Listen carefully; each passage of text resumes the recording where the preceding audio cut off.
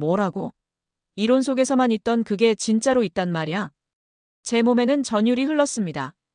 그것은 단순한 한류붐이 아니었습니다. 싱가포르의 탄종세랑 북부 변두리 마을에서 도대체 무슨 일이 일어난 걸까요? 세계가 극찬한 그 3분짜리 영상에는 도대체 무엇이 있는 걸까요? 그 싱가포르의 변두리 마을을 그토록 변화시켰던 것은 한국의 무엇이었을지. 이미 한국화 완료된 그곳에서 일어난 이야기. 지금 바로 시작합니다. 안녕하십니까? 저는 클라라 탄입니다.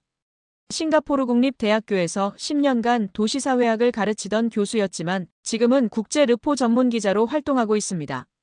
제가 오늘 여러분께 들려드릴 이야기는 정말 믿기 어려운, 하지만 제 두 눈으로 직접 목격한 놀라운 현실에 관한 것입니다.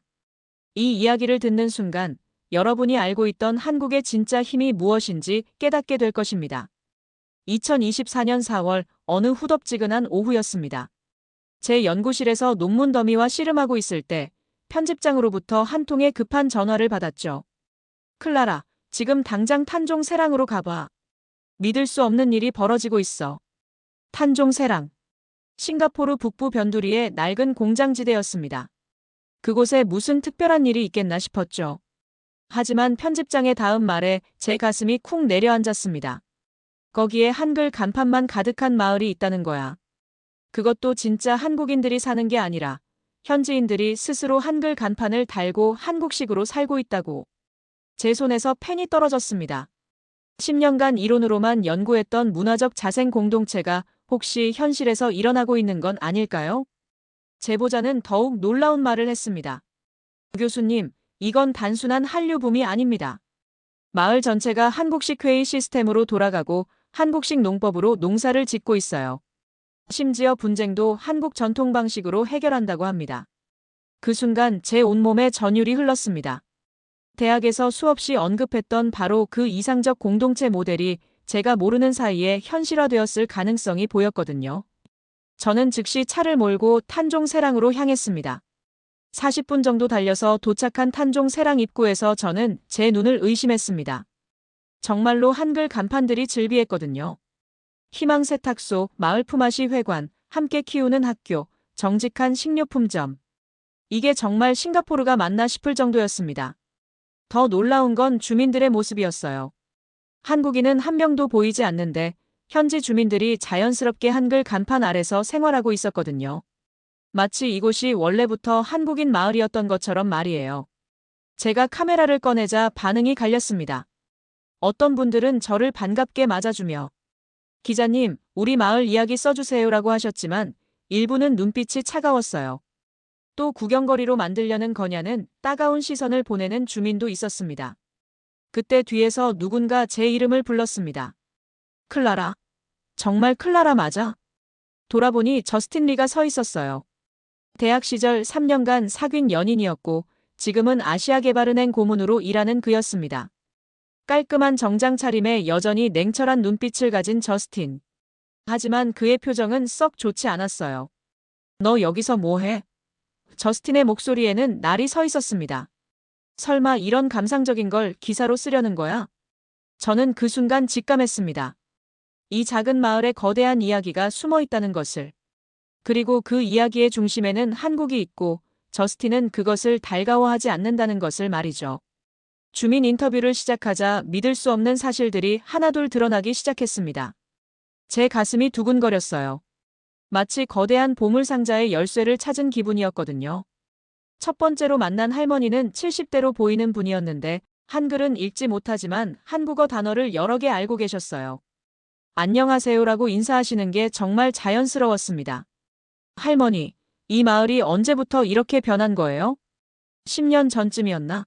할머니의 눈빛이 따뜻해졌습니다. 그때 한국에서 농기계 회사 사람들이 왔어요. CSR 프로그램이라고 하더군요.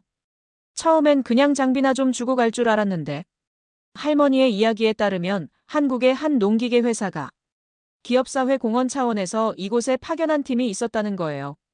그런데 그중에 노태윤이라는 젊은 직원이 뭔가 달랐다고 합니다. 노태윤은 달랐어요. 다른 사람들은 일만 하고 갔는데 그는 우리와 함께 살려고 했어요. 할머니의 목소리에 그리움이 묻어났습니다. 품앗이라는 걸 가르쳐 줬거든요. 품앗이. 제 등골에 소름이 돋았습니다. 제가 대학에서 수없이 강의했던 한국 전통 공동체 시스템이었거든요.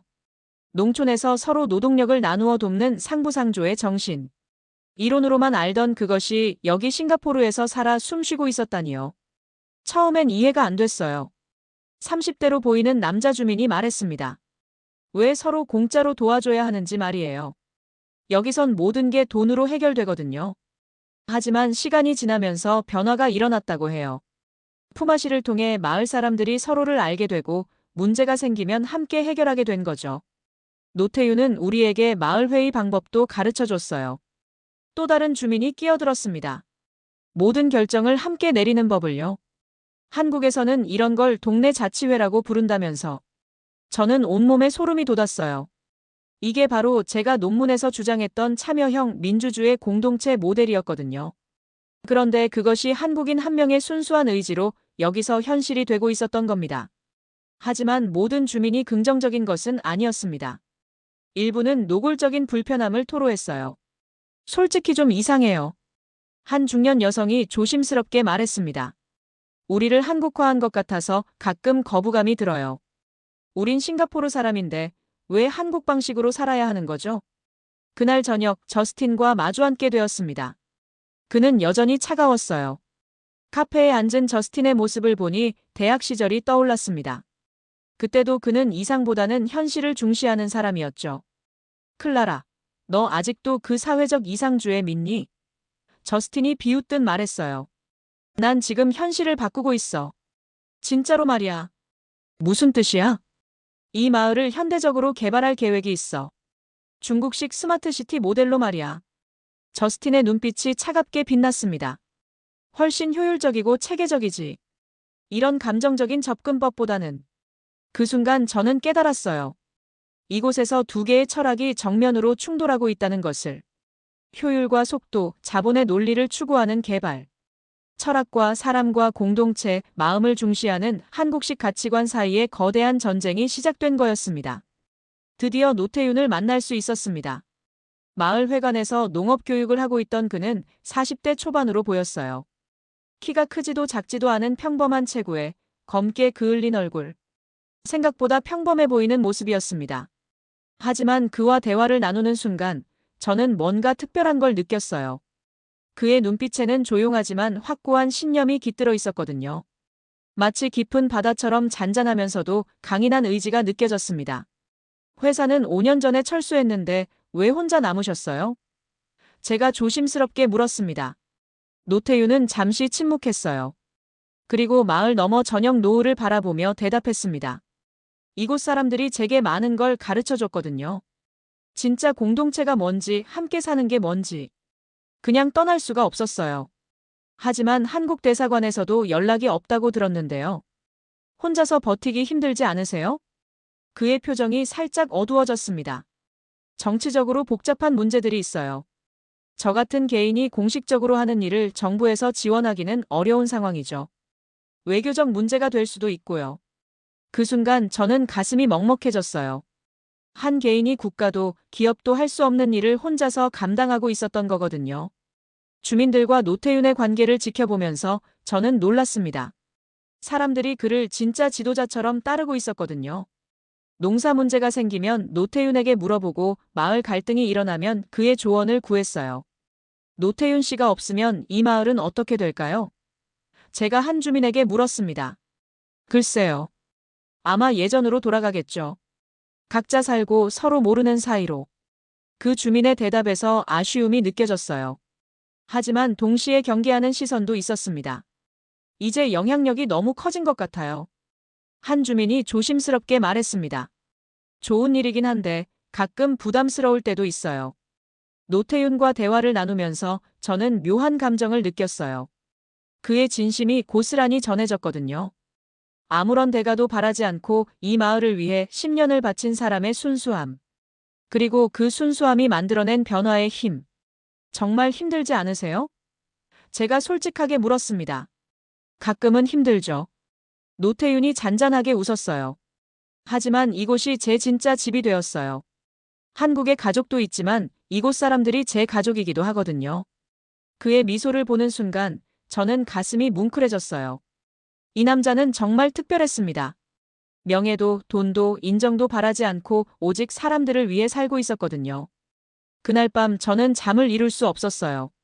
노태윤의 모습이 자꾸만 떠올랐거든요. 그의 고요하지만 단단한 의지, 그리고 어떤 데 가도 바라지 않는 순수한 마음이 제 가슴을 계속 두드리고 있었습니다. 며칠간의 자세한 관찰 결과 이 마을은 정말 놀라운 시스템으로 돌아가고 있었습니다. 매주 목요일 저녁 7시에 열리는 마을회의, 매일 교대로 운영하는 공동 식사 프로그램, 그리고 최신 IoT 기술을 활용한 스마트팜까지 모든 것이 한국식 공동체 철학을 바탕으로 하고 있었어요. 제가 정말 깜짝 놀란 건 이 시스템이 제가 10년 전 박사 논문에서 주장했던 21세기형 이상향 마을 모델과 거의 완벽하게 일치한다는 점이었습니다. 당시 저는 전통적 공동체 정신과 현대 기술의 결합을 이론적으로 제시했었거든요. 그런데 그것이 여기서 현실이 되어 있었던 거예요. 이게 진짜 가능한 일인가? 저는 중얼거렸습니다. 마을 회의에 참석해보니 더욱 놀라웠어요. 모든 안건을 한국식 합의 방식으로 처리하고 있었거든요. 다수결이 아니라 모두가 납득할 때까지 토론하는 방식 말이에요. 왜 이 방식을 선택하셨어요? 제가 물었습니다. 노태윤이 가르쳐줬어요. 한 주민이 대답했습니다. 한국에서는 예로부터 이런 식으로 마을 일을 결정했다고 하더라고요. 처음엔 시간이 오래 걸린다고 불만이 많았는데 해보니까 나중에 문제가 덜 생기더라고요. 하지만 문제도 있었습니다. 젊은 층에서 불만이 나오기 시작한 거예요. 왜 우리가 한글로 회의록을 써야 해요? 20대로 보이는 청년이 따졌습니다. 우린 한국인도 아닌데 말이에요. 그럼 영어로 쓰자는 거야? 다른 주민이 반박했어요.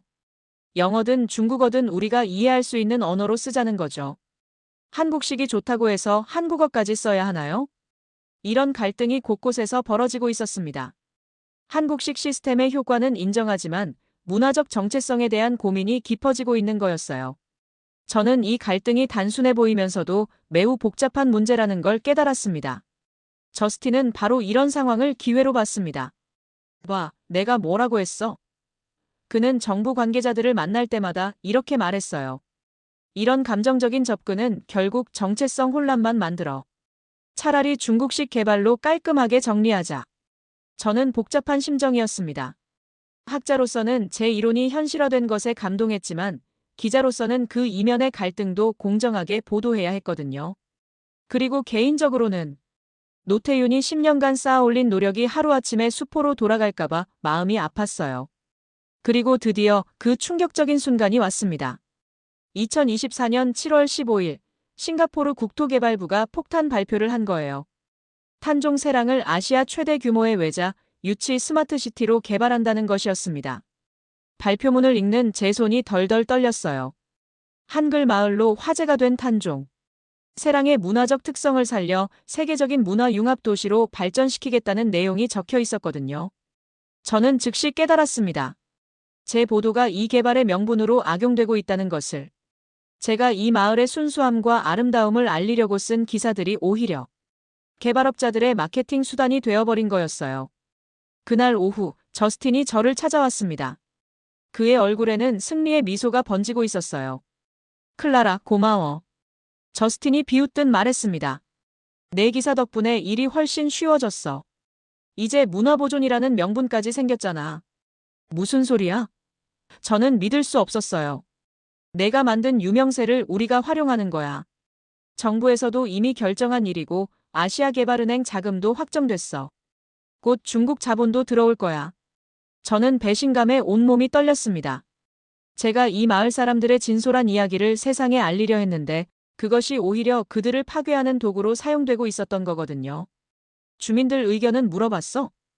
제가 애써 차분하게 물었습니다. 의견? 저스틴이 코웃음을 쳤어요. 개발되면 땅값 올라서 좋아할걸?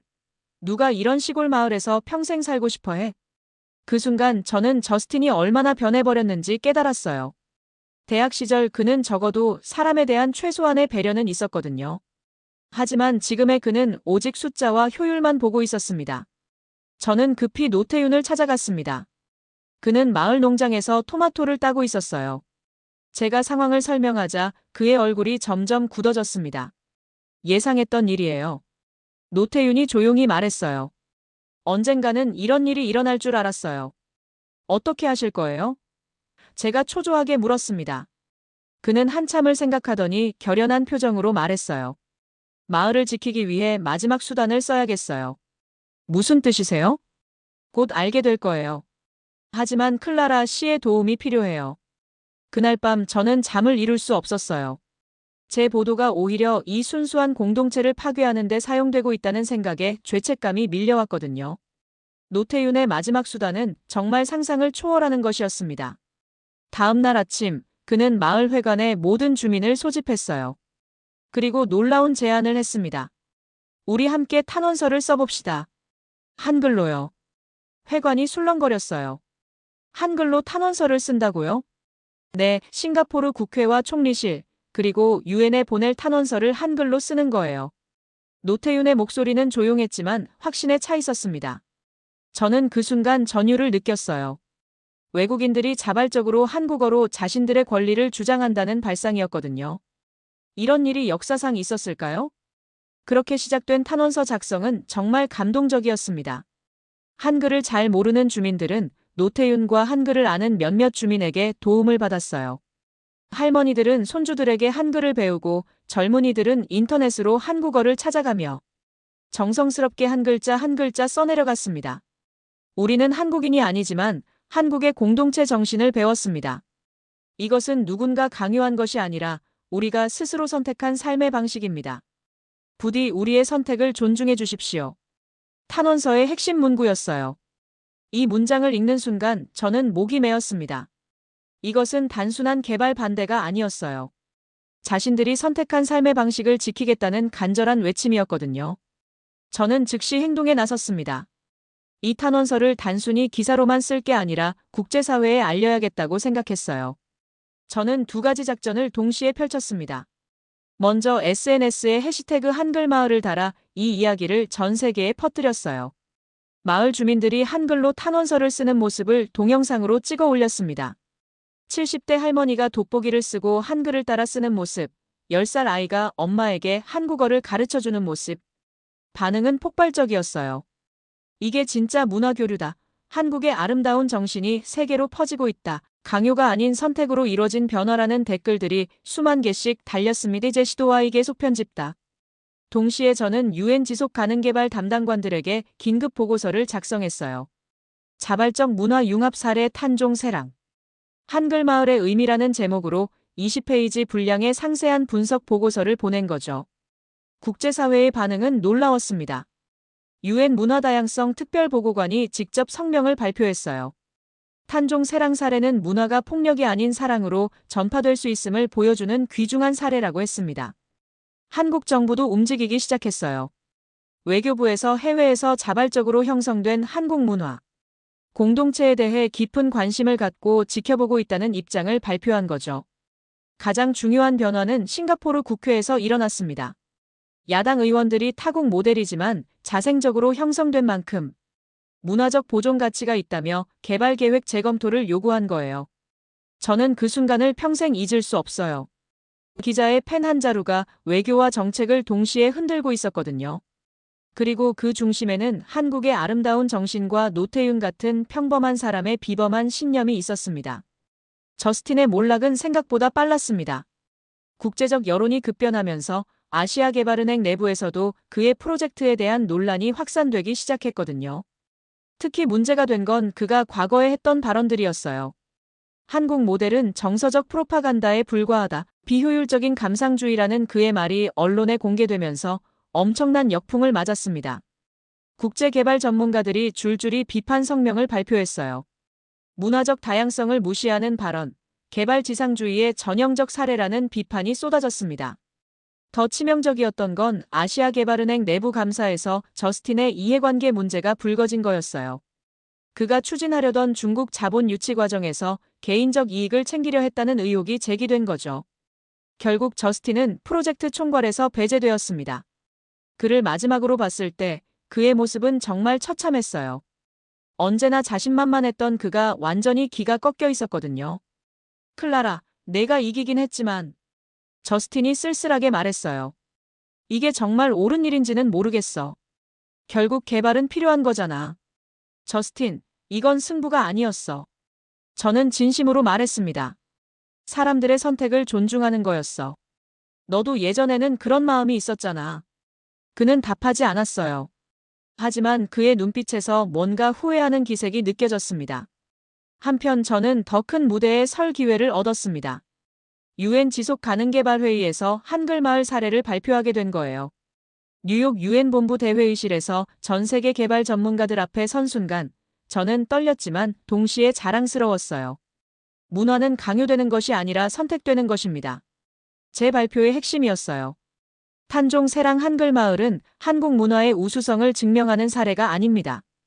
인간 공동체의 가능성과 문화 융합의 아름다운 모델을 보여주는 사례입니다. 발표가 끝나자 5분간 기립박수가 터졌어요. 여러 나라 대표들이 우리나라에도 이런 모델을 적용하고 싶다며 문의해 왔습니다. 그 순간 저는 확신했습니다. 한국식 개발 철학이 단순히 한국만의 것이 아니라 전 세계로 확산될 수 있는 보편적 가치라는 것을. 그리고 그 시작은 노태윤 같은 평범한 개인의 순수한 마음에서 비롯되었다는 것을 말이에요. 하지만 성공에는 항상 예상치 못한 그림자가 따르는 법이죠. 한글마을이 국제적으로 유명해지면서 관광객들이 하루에 수백 명씩 몰려들기 시작했어요. 조용했던 마을이 순식간에 관광지로 변해버린 거였습니다. 상황이 심각해졌어요. 마을 주민들의 일상이 구경거리가 되어버렸거든요. 관광객들은 한글 간판 앞에서 셀카를 찍고 마을 회의 중에도 사진을 찍으려 들었어요. 이게 우리가 원했던 일인가요? 한 주민이 한숨을 내쉬었습니다. 마을이 동물원이 된 것 같아요. 상업화도 빨라졌어요. 외부 업체들이 들어와 한글마을 기념품을 팔기 시작했고 일부 주민들도 집을 게스트하우스로 개조하기 시작했어요. 노태윤은 이런 변화를 지켜보며 복잡한 표정을 지었어요. 변화는 자연스러운 거예요. 그가 말했습니다. 중요한 건 본질을 잃지 않는 것이죠. 저는 이런 상황이 제 책임이기도 하다는 걸 알고 있었어요. 제 보도가 이 모든 관심의 시작이었으니까요. 그래서 마지막 기사에서는 이런 점들도 균형 있게 다뤘습니다. 이건 한국의 성공이 아니라 이 마을이 선택한 방식이었습니다. 저는 마지막 인터뷰에서 이렇게 정리했어요. 한국은 단지 그들이 선택할 수 있는 여러 옵션 중 하나였을 뿐입니다. 중요한 건 그들이 스스로 선택했다는 것이죠. 가장 감동적이었던 건 마을 청소년들의 반응이었어요. 고등학생 5명이 저를 찾아와서 말했거든요. 저희는 한국으로 유학을 가려고 합니다. 더 많이 배우고 싶어요. 17살 소녀가 또렷하게 말했어요. 그리고 돌아와서 이 마을을 제대로 지킬 수 있는 세대가 되고 싶어요. 관광객이 많이 와서 힘들지 않아요? 제가 물었습니다. 힘들기도 하지만 우리 마을이 세계적으로 인정받는다는 게 자랑스럽기도 해요. 다만 진짜 모습을 잃지 않도록 조심해야겠어요. 이 아이들의 말에서 저는 희망을 봤어요. 한국의 정신이 다음 세대에게도 이어질 거라는 확신 말이에요. 떠나는 날 아침, 노태윤이 저에게 문자 메시지를 보냈습니다. 당신이 지켜줘서 고마웠어요. 덕분에 이 마을이 진짜 모습 그대로 살아남을 수 있었습니다. 언제든 다시 오세요. 이곳은 당신의 집이기도 하니까요. 저는 핸드폰 화면을 바라보며 조용히 미소를 지었어요. 그리고 생각했죠. 언젠가 반드시 다시 돌아오겠다고. 이번에는 관찰자가 아니라 이 공동체의 일원으로 말이에요. 공항으로 가는 택시 안에서 창밖을 바라보며 저는 깊은 감동에 젖었습니다. 한국의 아름다운 정신이 이렇게 세계 곳곳에서 꽃 피우고 있다는 것. 그리고 그것이 강요가 아닌 선택으로, 폭력이 아닌 사랑으로 이루어지고 있다는 것이 얼마나 소중한지를 새삼 느꼈어요. 이것이 바로 진정한 한류가 아닐까요? K-팝이나 K-드라마를 넘어선 마음과 정신의 전파. 그리고 그 중심에는 노태윤 같은 평범한 사람들의 비범한 헌신이 있었습니다. 지금도 전 세계 어딘가에서 이런 작은 기적들이 일어나고 있을 거예요. 한국인들이 보여주는 따뜻한 마음과 공동체 정신이 국경을 넘어 사람들의 가슴에 씨앗을 뿌리고 있을 테니까요. 그리고 그 씨앗들은 언젠가 아름다운 꽃으로 피어날 것입니다.